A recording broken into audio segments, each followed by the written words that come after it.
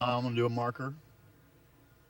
I want a marker every 60 seconds. So every time when I do on a marker, I want you to start another one. Ready? And mark one. So I was in the 10th grade and I'd been hanging out in the dark room with my dad, and I had learned how to print black and white pictures. And I was in the band hall one day during rehearsal, and the B. Donnelly came in, this woman who did the yearbook, and she says, "We're in." She tells my dad, who's the band director, she says, "Roger, we're in desperate need of a photographer. All of our photographers are going to graduate this year. Is there anybody in your band that takes pictures?" I went, I'll do that. And so that day I kind of like volunteered as the school photographer, and I put down my baritone horn and picked up a Nikon. And I've never been the same. uh, so I became the school photographer, and I had my own dark room. And let's do a marker now. We're about 1 minute in, and got it. And mark two. Okay. So I had my own dark room, and I instantly became a very popular person. I got invited to every party. I went to every social event.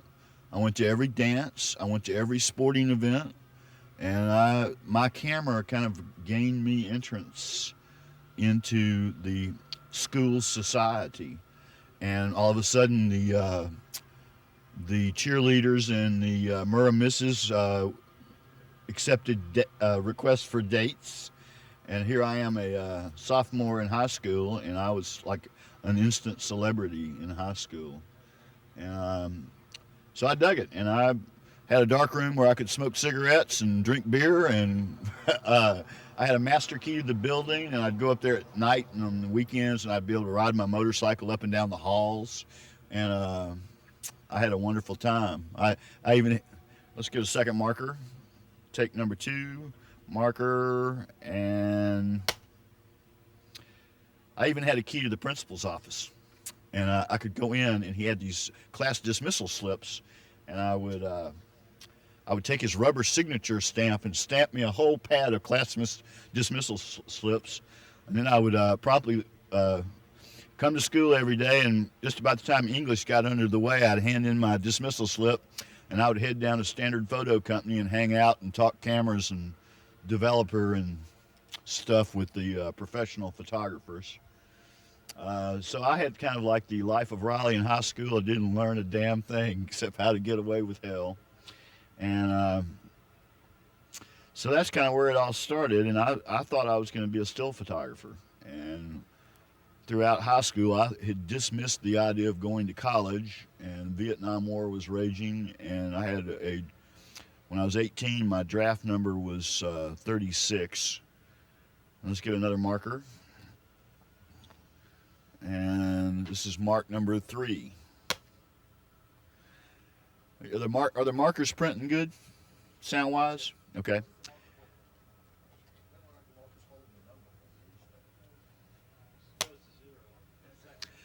So I was going to get drafted. I wasn't going to college, so I joined the army, and I was going to be in the photo corps, and I was going to go to Vietnam and be a combat photographer. And I, believe it or not, really wanted to do that. Uh, at that time, the military had some of the best photographic training in the country. But I was only in the Army for 6 weeks because I had braces on my teeth. And I got out of the Army, I came back, and while I was in the Army, I got a GED test and got my high school equivalency diploma because I had dropped out of high school during the 12th grade. Um, and I instantly was offered a scholarship at Hines Junior College to be the school photographer, full scholarship, room and board, everything. Uh, and that agreed with me until I got bored with it, and I dropped out of college in the. Okay, another marker. Marker number four. So I dropped out of Hines and went to work for Paul White as his photography assistant. Um, and he was doing commercial photography and weddings and babies, and I got the weddings and babies, and I didn't care for that. So that was kind of when my stint with hippiedom came to a full swing. I grew my hair down to my ass, and I went to work at the University Medical Center as a medical photographer, and I spent a couple of years just hanging out. And then all of a sudden one day, my friend Sergio Fernandez called me, and he was a disc jockey at JDX FM, which was the rock album station. And he wanted to do a TV commercial promoting a radio series called The Shadow. Let's get another marker. And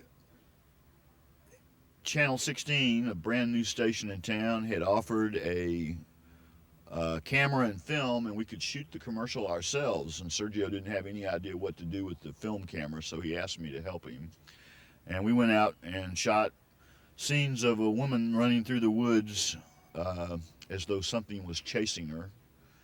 And that was back in the days where the actual film that ran through the camera was the film you put on a projector and projected.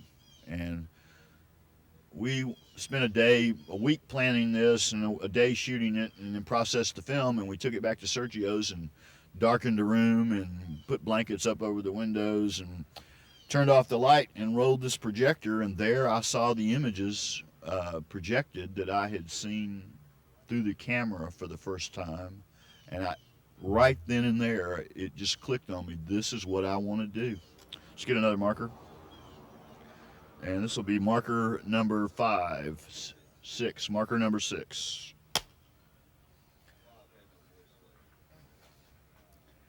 Okay, so